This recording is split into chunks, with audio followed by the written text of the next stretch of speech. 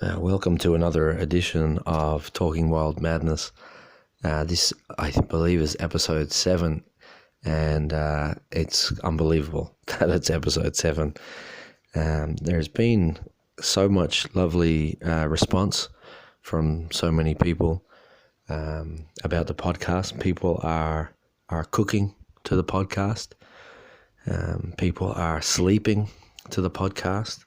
People are putting it on as a nightlight before they go to bed, and drifting off, which is just incredible. Some people are using it to relax and wind down at the end of a day of a hard day. Mind blowing.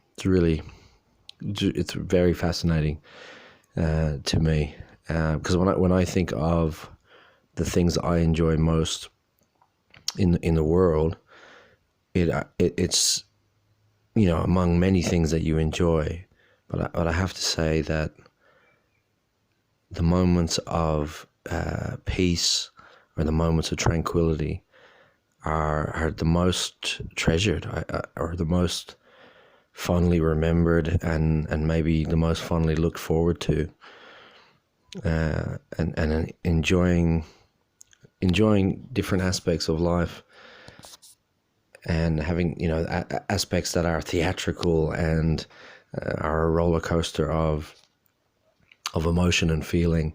Obviously, they're the highlights. They're the points where if you were taking a lie detector test, where the needle would just whip up the top of the page and whip back down,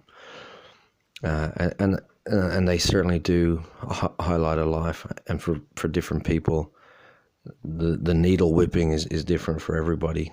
Different things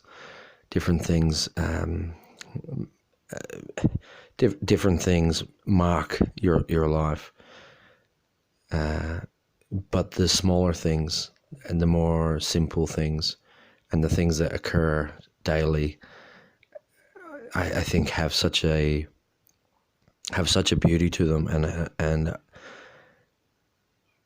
for this podcast to be a part of other people's lives in that capacity is unbelievable to me. So even though for me it's episode 7, it feels like a lot of episodes, and I hope to look back from episode 700 and think, oh man, episode 7, what was I thinking? But it's wonderful that the podcast can be that already to different people. That's really amazing. I've just come back from 1, 2, 3, 4, 5 days of travel and music, and catching up with some of my best friends, I suppose. And it's been really wonderful to be able to exist and live in this capacity. I've had a real sense of gratitude, like a heavy sense of gratitude, just over my head, or just a feeling of, whoa, this is really nice. This is really, really nice. And yeah, I'm not really sure. I'm not really sure exactly what it is, or I guess I'm not really sure how to describe it without sounding like an asshole, really. But in the interest of just going forward, I'll give it a go. I took my dog Wilco. My dog is he's a Jack Russell, and he's 11 in human years, which makes him 77 in dog years. I find interesting. It's almost like the way we measure different planets. So a year on Mercury is very different to a year on Saturn. And what else is interesting is that the planet closest to the sun is not the hottest planet. The planet closest to the sun is Mercury, yet Mars, I think, is it Mars? Or my year 5 science teacher is out for blood if I get this wrong. I'm pretty sure it's Mercury, Mars, and Earth. But Mars, for some reason, is hotter than Mercury. And I think that Mars is hotter than Mercury because Mercury is smaller than Mars, and even though it's closer to the sun, it turns its face away from the sun quicker, and it cools itself down. So its average temperature overall, if there's any scientists listening, I'm sorry. This is just my memory and a theory, and I think, how is that analogous to life? There's a phrase from Jane Austen's era, the Regency period, which is about, I think it's 1805 to 1815. It's a very short period, and they had a phrase, because you, as a woman or as a daughter, one of your very, very serious roles was to attract a husband who could provide for the rest of the family. And if you were in a Jane Austen novel, if you were in a family with a widowed mother and a couple of sisters, or I think it was Emma, where she had 5 sisters, which was I think that was the equivalent. I think the first novel, which I think was Sense and Sensibility, there was 2 sisters. And then the next book, there was another 2 sisters. And the next book, there was a few more. And then I think Emma came along, and there was 5 sisters. And it was almost like, Jane Austen was writing for The Walking Dead or The Sopranos or Lost. And she was on season 5, and she had to deliver something. She had to deliver something because she wasn't married. She didn't work, but she earned money through her books. So she had to come up with something outrageous. So I was like, okay, I'm going to write a book, and it's going to have not only one daughter that the family needs to marry off, or 2 or 3. I'm gonna give this family 5, and people lapped it up anyway. But a phrase that they used to have in that Regency period, if you were a young woman and you were trying to attract a male, and apparently there was a shortage of males because they were all off at war, killing each other. So there wasn't that many males to go around, and the males that they wanted to attract had to have land, had to have money, all that kind of stuff. So there wasn't that many of the particular types of males that they wanted. So when you got to be about 25, 26, 27 as a young woman, and you still had not attracted a man, you still hadn't got a marriage proposal, and you gave up on the whole process, that was called turning your face to the wall. And that was the kind of accusation that a mother could level at a daughter approaching her 30s, still single. And she would say, well, mother, I couldn't, I did try, I've tried, I'm still trying. And then the mother would snap back, you turned your face to the wall years ago and left us all high and dry. And now I have to milk the neighbor's cattle, going into my 60th year. So maybe Mercury is doing a bit of that business. Maybe the pressure of the sun on the face of Mercury, like a lizard, like those lizards in the desert that keep their feet. They lift up their feet, their diagonal opposite feet. So the front left foot goes up and the rear right foot goes up. Because the sand's too hot.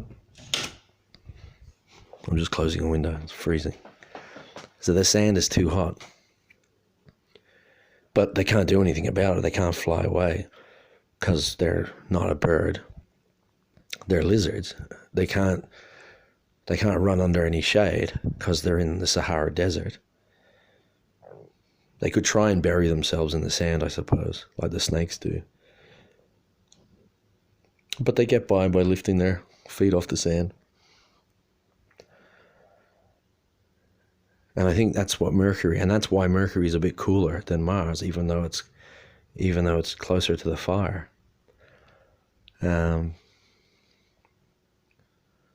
Which is very, very interesting, because in order for Mercury to do that, it would just have to spin faster. And now, how does that work? Well, I don't know. Who knows how it works? So with regards to traveling, I took the dog. That's right. He's 77 years old, and he's gorgeous. His name's Wilco, and he was named after. There's a really nice, I suppose you'd call it a songwriting based band out of America called Wilco. And I've only really listened to a couple of their albums, but they kind of stood out enough. They did a great collaboration with Billy Bragg and made an album called Mermaid Avenue, they put music to lyrics from Woody Guthrie. And the first album's really, really good, very, very good. So the dog is named after the band Wilco. And the first time I saw the lead singer from Wilco, he had a suit jacket on, and he had just like a white shirt, and he was quite handsome, and he had his hair slicked back, and he was in a club playing his guitar, and he looked good, he sounded good, it was all very cool. And then I saw him, 10 years later. I saw him recently. And he looks awful. He looks really, really bad. He's quite overweight, and he's got a wispy beard, big wispy beard, terrible beard, a beard so wispy it should never have been allowed to grow to the extent that it did. And on top of this wispy beard, that looks like it's being kind of glued on by a child with a glue stick. He's wearing this big gravedigger hat, like a stovepipe gravedigger, kind of a cross between an Abraham Lincoln hat and a cowboy hat. And he just looks terribly, terribly depressed and not happy. Now, my Wilco, probably, I don't know, he probably, compared to his younger self, probably wouldn't look too good either.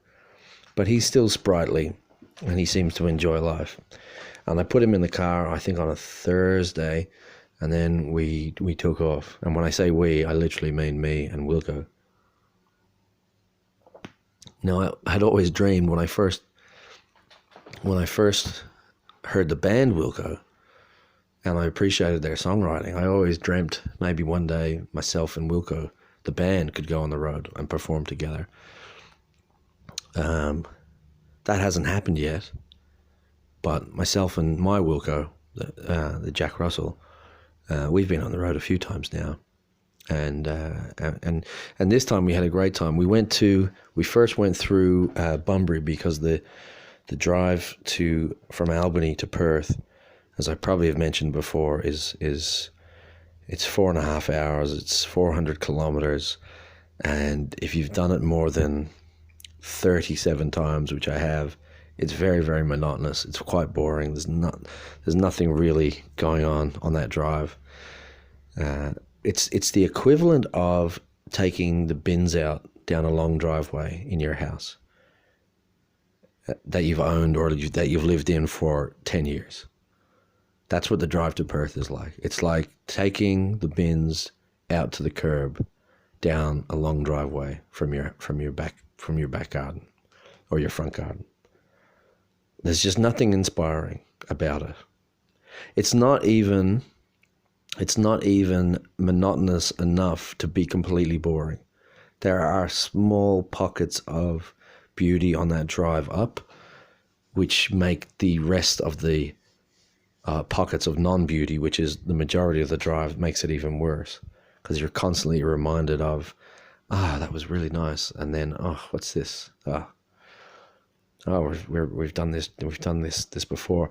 And then for some reason, the people who are in charge of putting the road signs have decided to torture drivers by putting in 5 kilometer increments, or if it's a word, decrements, between each small town. So if you leave Kojonup and head to Williams, these are the little towns in between Albany and Perth. If you hit Kojonup and then start to drive towards Williams, that's about a 120 kilometer drive, which takes about an hour. But some sadist who works for the Department of Roads decided that they were going to put a sign every 5 kilometers to tell you how far away you are from Williams. So the first sign obviously says 120 kilometers. And then the next little tiny sign, they're just sticks about the size, they're about maybe 6 foot high, and they've got a little bit of triangle tin on the top, about the size of a dinner plate. And it's got WL for Williams, and then a number underneath, 115. And then you drive another 5 kilometers, and it says 110 on another dinner plate triangle attached to a 6 foot pole. And then another 5, it's 105 kilometers to Williams. And I have no idea. I don't know how much that would have cost. I imagine that would have cost to print the signs, to order in the steel poles, to order the cement that the steel poles would stick in the ground, and then to hire a work crew to either drive from Albany or from Perth, and then pay for their accommodation. I imagine putting those 5 kilometer decremental signs from small town to small town would have cost the West Australian taxpayer probably in excess of $200,000. And the net result of those signs is to remind you that you're driving your car on a highway, on a freeway, not a freeway, on a highway, and that you're not where you want to be, that you're getting slightly closer, not even to where you want to be, because you don't want to be in Williams. You don't want to be in Williams unless you want petrol and diarrhea from the cheese sausage that's been sweating in the Bain Marie for a day and a half. So someone thought of that and someone approved it. And I hope that their marriage broke down and that their ex-partner moved to Albany and they have to do that drive every second week to see their children. So I'm driving to Bunbury, and Bunbury is also a funny place. But I had some time to kill, so I went for some drinks in a bar, as you do, and then I was going to meet some friends later. But the friends were a bit late, and then I went to another bar. And because I'd been up early driving, when I got to the second bar, it was a bar that overlooks the estuary, the Bunbury estuary, and the Bunbury estuary also looks a little bit like a canal. And on the other side of the canal, where the bar is set, it's right above the water, and sometimes every now and then you can see a dolphin swim past. It's quite lovely.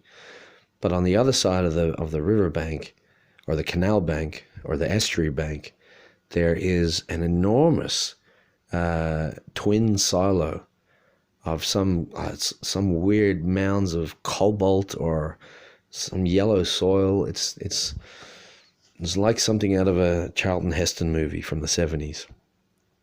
Just a very weird industrial space on the other side of the river.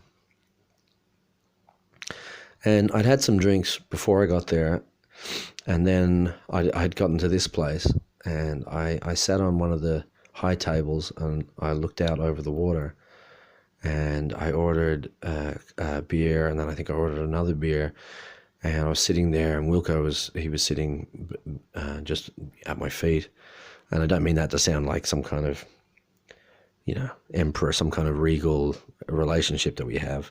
He sits at my feet because he's, 7 inches tall. He's not a very big dog. And even if he was a big dog, he'd still be sitting at my feet, I'd imagine. So I was sitting there, and I was enjoying the sun. I was enjoying the water. Wasn't really enjoying the industrial silos towering on the other side of the canal bank. But I was enjoying my time there, and then completely unplanned, I fell asleep. I fell asleep at the table. Now, I'm not the type of person that drinks in bars in the middle of the day often, and I'm certainly not the type of person that goes into bars and passes out regularly. So I think that needs to be said. And the reason why I knew that I'd fallen asleep was because I had to get woken up by one of the staff. And you can only get woken up by someone if you first fell asleep. And it's interesting that they say that the phrase is fall asleep. If you go to sleep, that usually means death, doesn't it? He's gone to sleep. The dog, we're going to go put the dog to sleep, not fall. So thankfully I wasn't put to sleep, or I didn't go to sleep. Oh, if you go to sleep, it means you've been knocked out in some in a boxing match or an MMA fight, doesn't it? He's gone to sleep, or you've been choked out, you've been suffocated. He's gone to sleep, or you can get put to sleep, which is death, or you can fall asleep, which is normal sleep. And then they say you wake up, so it's almost like you're getting picked up from falling over before. And the person who was getting me up off since me falling was this really lovely woman. She would have been maybe 45 years old. And I mean, it was, I think it was like 4 p.m. Like it wasn't late at night. And I'd imagine that this would have been a difficult job for this woman. And I'd imagine it was a job that was given to her by the manager, because the manager probably didn't want anything to do with me sitting there with a dog at my feet, passed out on one of his chairs. And the other thing is, I forgot to bring Wilco's lead, so instead of a lead around his collar, I had a big wool scarf that I threaded through his collar. So we probably looked a bit weird. We probably looked a bit of a strange couple. This little Jack Russell with a scarf around his collar, and then his owner asleep upright. But the woman who woke me up was quite lovely, and she was quite lovely for a couple of reasons. First reason was because she woke me up quite gently. Yeah, and I've been woken up in a variety of different ways throughout my life, but I have to say the way she woke me up was quite nice, because it was just a gradual little. Now, she didn't know my name, so she didn't whisper, "Hey, Adam." She didn't do that, but it was quite a gradual. It was quite a gradual waking. Now, if you've ever had sleepovers with friends, you know some of your friends have alarms on their phones that they ring like firemen's whistles, and they startle everybody, and it gives you this immediate sense of almost anxiety and panic, and everyone's startled and discombobulated, and it's a scramble to get to the phone to hit the button to turn it off. And then sometimes you have other friends who have this beautiful alarm sound that they've downloaded from some transcendental meditation app, and it kind of just seeps into the reality of the day, and it meets you in your dream, and it's usually like a harp sound or a really, really gentle, muffled, almost piano, and it just kind of whispers into your subconsciousness, and it becomes part of that headspace, and then it just gets a bit louder and a little bit louder, but it's still nice and soft and gentle, and it just welcomes you into consciousness and invites you into the day. Where the fireman's alarm grabs you by the lapels, if you still wear clothes that have lapels on them, and violently shakes you and abuses you into the day, whereas the other ones gently coax you into this new reality where the earth has turned its face to the sun. So the lady was a bit more like the meditation app, and she just kind of, she kept her distance. She was on the other side of the table in case she needed to get out of there, because she doesn't know who I am. I might have woken up and I might have been whoever on whatever and been psychologically traumatized, and I might have just started barking and reaching for her. But she brought me out into this conscious state, and it took me a couple of seconds to realize where I was and what had happened. And again, this is 4:30 in the afternoon, maybe. And I look down and I've got a little tiny bit of beer left. So I just think, I've probably been asleep now for 20 minutes, maybe. And the first thing I did, I apologized. I said, "Oh my God, I'm so sorry." And then she did this really beautiful thing. She didn't say, "You have to go, you have to leave, you can't be asleep here." She didn't say, "We're going to lose our license if liquor and gaming see you asleep here, we can lose." She didn't get into a legal treatise with me. And the fact that I had a Jack Russell attached to a scarf probably had something to do with that. She probably just thought, well, yeah, this guy's probably not going to care for the legislative code for alcohol merchants. But what she said to me was, sometimes our chef, when he gets up really early in the morning and works a split shift, and he'll come out here on his break, sometimes he falls asleep. And she said, I'd only just woken up. I'd been awake for maybe 4 or 5 seconds. And she said that to me. I just thought, that is someone making a profound effort to make someone else feel good, who she has no obligation to make feel good whatsoever. That is someone giving another person an out, so to speak, giving someone a very, very noble reason why they might be tired. The reason that you are in our pub asleep is because maybe you work as hard as our head chef. And I really appreciate it. And I think maybe that began the week of gratitude, that I just like, man, that is gorgeous. That's really, really lovely. I don't know if I said that to her, because I can't, to be totally honest, I can't really remember. But I remember that feeling. So anyway, I apologize. I think I did. I finished the beer that was left in the thing, and then I left with Wilco.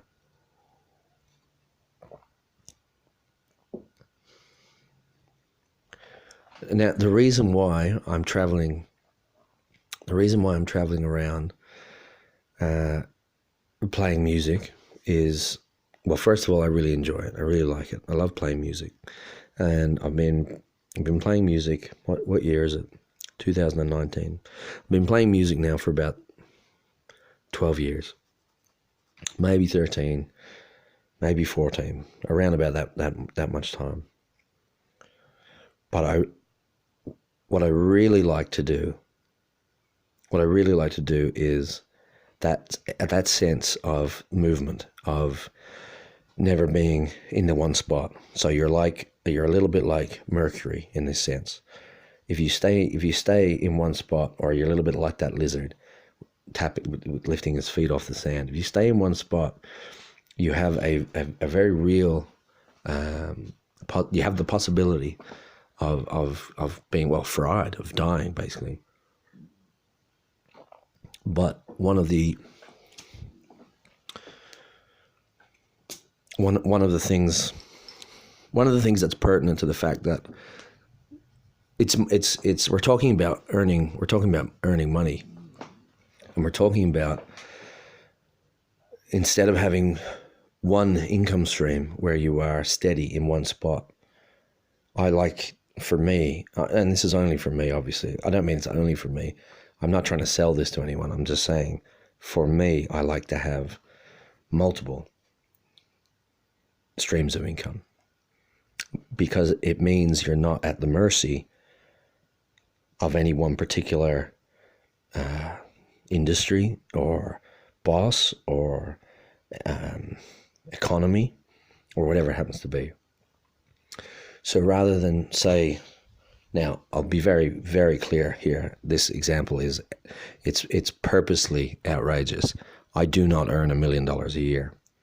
But if I did, I would rather earn $1 million a year by having 10 different streams of income where I earned $100,000 per year, rather than have one job or one role or one business where I earned $1 million a year. And the reason is, well, like I said, you're not at the mercy of anything collapsing, because it's very rare that 10 things will collapse on the same day, or say 5 things will collapse, or 3 things will collapse. So that's very rare, and it's nice to be able to just know, hey, if this thing all crumbles and collapses, that's okay. I've got A, B, C, and D over here, and E will be, I'll come back to E, or I'll increase D or C, or maybe I don't even need to increase C or D. Did I ever need E in the first place? So it's nice not to be beholden to something. It's nice not to be afraid of something disappearing, I think is what I'm saying. It's nice to enjoy doing something and not having to rely on it at the same time, because because there's other things happening. And one of the best ways I heard it being described was an example in that there was a book called Anti-Fragile, which came out, I think, a couple of years ago. And it was a story in that book, and I don't know if this is an old story, or if it's a true story, or if it's like an apocryphal story. But there was a story in that book about 2 brothers who lived and worked in London, and one brother was a cab driver and had been a cab driver for 20 years, and the other brother worked in a bank. And he was like one of the administrators in a local branch. So he wasn't a teller counting pennies, but he wasn't like a CEO. So he was like a bank manager, or an assistant manager, or a branch manager, or something like that. And to the outside world, the branch manager, compared to his cab driver brother, had the higher status, had a better career, had a better job, had a better income, was much more stable, had all these wonderful things going for him as a bank manager. Whereas the cab driver had, in the eyes of say the world, had the low status, had no job security, was, didn't have the prestige income or the prestige job or whatnot. But then, as it was explained in this book, the brother who worked in the bank, he was at the mercy of one person who worked above him, who was in charge of whether or not he was in that position. So that might have been, say, the HR department above him. And he had to answer to a strict set of criteria. And if he was not able to meet that strict criteria, he could be let go. Or if heaven forbid the bank collapsed, he would be out of a job anyway. But he was beholden to that one position, to that one person above him. Whereas his brother, the cab driver, and the story in the book, the cab driver had earned a consistent income over the last 20 years. It didn't fluctuate that much. And over the last 20 years, he had only had one day where he didn't even pick up anyone. He didn't have any fare. So, but the reality was that the cab driver had thousands and thousands of employers every day. Or sorry, not every day, but throughout the course of a year, the cab driver had thousands and thousands of employers. Whereas the bank manager really only had one. And if one of the employers of the cab driver, and the employers that I'm talking about are the people that flagged him down and got in his cab, the people that became his fares. And look through that lens, that the cab driver actually had the better job when it comes to longevity, when it comes to security. And plus he didn't have to work in a fucking bank. Although he did have to spend 20 years in London traffic. So I'm not sure which is worse. But having that ability to switch, having that ability, all right, I'm not getting anything in Trafalgar Square. Okay, I'm going to drive down the road to Piccadilly Circus, see what's happening over there. Oh, I'm not getting anything. Okay, I'm going to drive over and I'll wait outside the train station, or I'll drive to the airport and see if I can pick up some cab fare there. And I don't even know why I'm talking about this, but I think, why am I talking about this? Because I was on the road, and being a musician makes up a slice of my income, I suppose. Yeah. And there's a part of me that's very uncomfortable talking about that, because I was brought up not to talk about money. I was also brought up not to start a podcast and not to take selfies. I'm getting better at all of those. So we may as well talk about everything.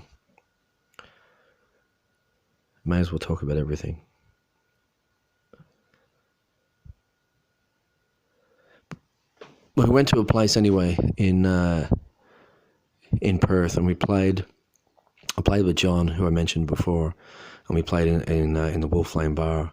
But on the way to the Wolf Lane Bar, because we started at 4:00 on a Friday afternoon, and myself and John were driving in to set up, and it was about 3:00 while we were in there.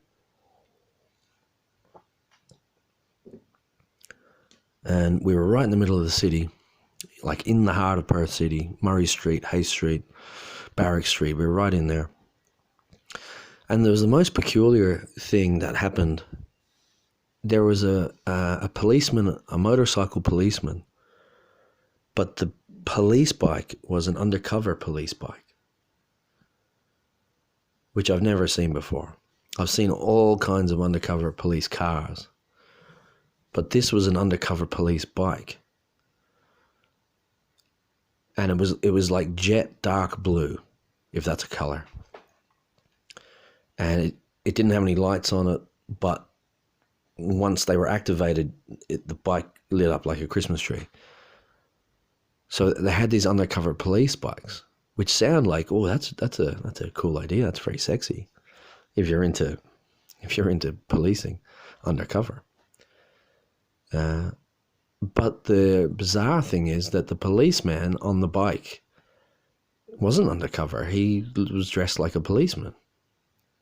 He had a big fluorescent policeman's jacket on. Like, he was the opposite of undercover. So I don't know if the guy who works for the roads department, that sadist, who's putting those decremental 5-kilometre signs all along 400 kilometres of Albany Highway, I don't know if he has a brother who works for the police department who is equally demented or equally disturbed and says, let's have an undercover motorbike, but let's put a overcover policeman on top of it. Quite peculiar. Very, very peculiar. But anyway, this policeman had pulled this this guy over, this fella over. And not only was the guy dealing with the agony of getting a ticket, he was also dealing with the agony of getting a ticket in the busiest intersection in Perth, in the middle of the CBD. So not only did he have to wear this ticket, he had to wear 1,000 people walking past his ute. And he was getting a ticket because he had a ute is Australian for, excuse me, a ute is Australian for a truck, like a pickup truck. I only mention that for our American audiences, which I'm sure are out there. And in the back of his flatbed ute or his truck, he had a dozen bags of cement. And this poor man, this poor fella in the car, it was 33 degrees that day. And that's, again, for the American audience, I think that's about 90 degrees Fahrenheit. So it's gone 3:30 in the afternoon. And he looks like, the guy sitting in the driver's seat, he looks like he's worked a full day in the sun, dealing with concrete, dealing with cement. He's sunburnt. His shoulders are slouched forward. He's got a hat that is, it's like hardened around the outside from sweat. He's got a beard. He's got an in-between beard where he should have shaved it a couple of days ago, or now he's just going to have to he's going to have to ride it out for another couple of days. He's got one of those, he's got one of like Wilco's beards. He's got like that dirty Bob Dylan beard, that beard that never should be a beard. But he's busy working, and he's been lugging around cement bags all day. And the cost of that ticket probably would have been about the same as the day's work that he just put in. If he was just a regular labourer, he would have got about $200. If he was a skilled labourer, if he was like a paver or a bricklayer, he might have got $300-400, maybe $500. But the ticket for having things not strapped down would be about $300 or $400. And he was just sitting there, and you could just feel the agony pour out of him, steam out of him. But he wasn't getting irate. He was just, I suppose, inwardly seething and coming to terms with the fact that sometimes it's your turn to eat a bit of shit. But I thought it was a bit of a bummer. It was a bummer to see.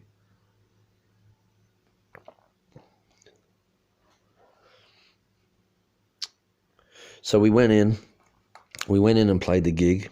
It was a great gig. And I was driving that night, so I drove home. Well, I drove me and John back to his place. And then the next morning, I got up to do finish the articles that were mentioned in the last podcast. And then I went back to John's house, and then we headed out to Noble Falls. We headed out to Noble Falls Tavern, which it's about an hour outside of Perth, north of Perth. It's kind of getting towards Kalgoorlie country or York country. It's getting a bit dry. It's getting a bit dusty. If you buy a house up there, you have to worry about how to escape bushfires.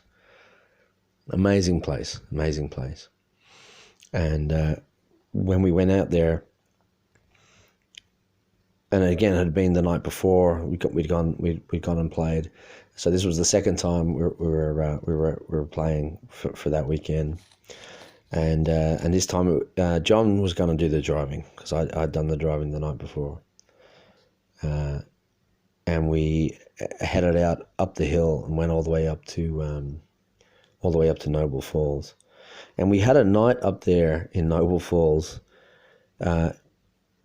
No, there's no internet reception. There's no there's barely phone reception, but they're some of the nicest human beings that you'll ever come across up there. There's also some of the most insane human beings you'll ever come across up there as well. But they were so welcoming, and it was one of the, we were booked for a few hours and we ended up playing for a little bit longer because they were so nice to us. But the highlight of that night, well, there was a few highlights of that night. There was a gorgeous highlight, there was a terrifying highlight, and then there was a very human highlight. And the human highlight was when we got back to John's house that night, and the terrifying highlight was at the end of the gig before we left. There was a couple of fellas that called themselves the Cancho Brothers. But the lovely highlight was we were visited by two ladies, Karen and Leanne. And Karen and Leanne have been watching myself and John and the band have been watching us since about, I think, 2007, if not longer. No, I think about 2007. And they tell you that as a musician, you don't have any fans until you have people that are willing to travel to come and see you play. That's the measure of whether or not you have any fans at all. People that come to see you when you are in their hometown, they're just punters. They're people that would be there for you or for the next band that rolls through. They just love music. But a real fan will travel to see you, will take time out of their life and take money out of their pocket to go and travel and take the time out to go and see you. And that's Karen and Leanne. And I haven't seen Karen for a long time since moving down to Albany. I haven't caught up. For I think it's over a couple of years. I'm not sure. So it was really good to catch up. And while we were talking, Karen said that she has written basically a will and has given it to her family. And I hope I'm remembering this right. And she's basically, and Karen's not an old woman by any stretch, but she has written basically a playlist for her funeral, whenever that happens to be. And Karen's not sick, or she hasn't said she is, but she's written a playlist for her funeral. And one of the songs, or the last song on the list, so the song that she wants to be played when the coffin gets lowered, or the coffin gets slid into the crematorium, or the cardboard box gets put into the ground, or however Karen's going to do it. The song that she wants to be played at the end of her funeral is one of our songs, is one of myself and John's songs that we recorded. And, you know, I'd left home now. It's Thursday, Friday. This was Saturday.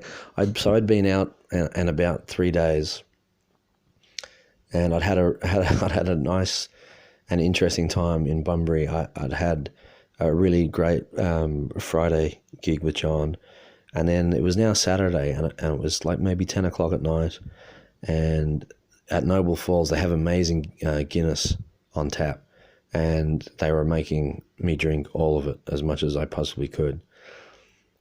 And then maybe after Guinness number 6 or 7, I started to order a glass of red wine to go with each next Guinness.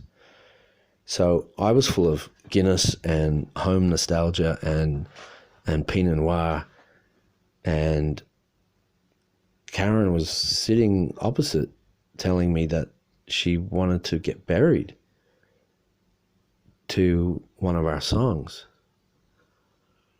And I have to say, it was one of the most moving things I've ever experienced. Again, and just adding to that sense of gratitude, just because I think of, music's really incredible when you get to do it for, when you get to do it for a living, or when you get to do it for a little bit of your living, or a part stream of your living. You get to go places that you never would go to unless you were a musician. People trust you when you're a musician. They invite you into their homes. They put you up for the night. They let you sleep on their couch even though they'd never met you. If you're hitchhiking, carry a little guitar with you or sling a violin over your back. You'll get picked up 10 times more than if you were just carrying a backpack. People trust musicians. People love musicians. And you get to go to all these different places. And you get to go, even if you're not like an A-list celebrity musician, you get to travel all around the world playing music and get to see the most incredible sights. When the time that it hit me the most is when myself and John and Sandy, our drummer, we were standing over Niagara Falls, and we were looking at this phenomenon of the world, of nature. And I remember turning to John and saying, 3 chords and a few fruity lyrics have brought us to this spot, because we were doing a tour of Canada at the time. But that night, last Saturday, sitting on that table and having this woman say to me, this person, this other human being, say that they, as their final statement, want one of your songs to be played at their funeral, and have gone to the trouble of actually writing it down and handing it out to her children. And she also said the list that she gave to her children has changed over the years. Every now and then she goes back and scratches out a song and puts another one in its place. But our song is going to still be there. And it has, and it's remained the last on the list since she first wrote one. And again, as a musician or as an artist or whatever you want to call it, like, that is the destination. That beats Niagara Falls. That beats Niagara Falls.